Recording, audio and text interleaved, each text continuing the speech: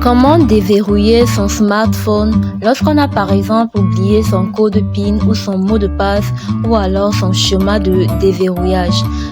J'ai une nouvelle astuce pour vous aujourd'hui. C'est plutôt à titre préventif au cas où cela arriverait.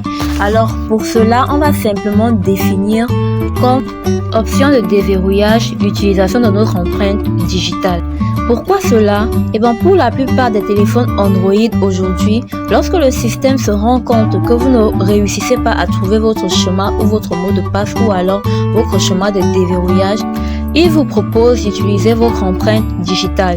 Vous l'aurez compris, l'option de votre compte Google ici ne fonctionne plus, du moins pas avec votre téléphone directement. Alors, on va simplement aller dans Paramètres. Une fois dans Paramètres, on va chercher Sécurité. On va cliquer sur Sécurité. Une fois dans Sécurité, on va cliquer sur Empreinte digitale. Mon téléphone est en anglais, donc ici c'est Fingerprint. Ensuite, on va cliquer sur Ajouter une empreinte digitale. Alors, assurez-vous que vos doigts soient bien propres, qu'il n'y ait pas d'huile sur vos doigts et vous allez beaucoup faire de gymnastique avec vos doigts. Vous pourrez même changer de doigt afin que cela fonctionne. Là, on vous donne quelques recommandations afin que cela fonctionne. Alors, comment est-ce que vous allez faire? Vous allez simplement mettre votre doigt à l'endroit indiqué jusqu'à ce que le rond devienne tout bleu. Tant que ce n'est pas bleu, n'arrêtez pas. Vous pouvez changer de doigt. Vous pouvez même changer de doigt de main carrément.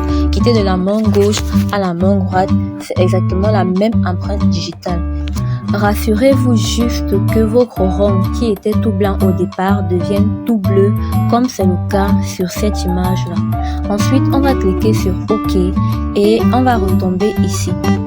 Alors là vous aurez la possibilité de rajouter d'autres empreintes digitales. Par exemple, si vous voulez que votre frère également ait accès à votre téléphone, il devra à son tour enregistrer son empreinte digitale au cas où vous ne seriez pas disponible ou en mesure de déverrouiller votre téléphone.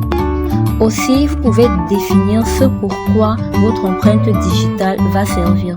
On va simplement cliquer sur Finger One pour pouvoir définir cela.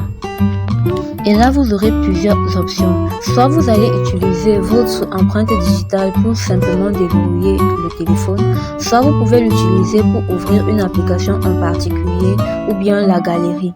Ça dépend. Pour ceux qui ont par exemple des choses à cacher, c'est vraiment une bonne chose. Vous pourrez garder vos documents ou vos dossiers en toute sécurité à l'aide de votre empreinte digitale qui, je le rappelle, est unique. Afin de tester que cela fonctionne effectivement, éteignez simplement votre smartphone et rallumez-le. Ratez ou mettez de faux schémas ou de faux mots de passe, puis cliquez sur mot de passe oublié.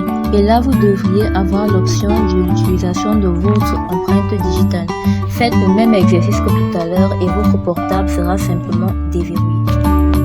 Je rappelle que de lundi à vendredi, nous vous donnons des informations technologiques venant des 4 coins du monde entier et le week-end, c'est le week-end astuce comme aujourd'hui. Alors abonnez-vous, likez, activez la cloche de notification pour ne manquer aucune de nos prochaines vidéos et nous vous disons à bientôt.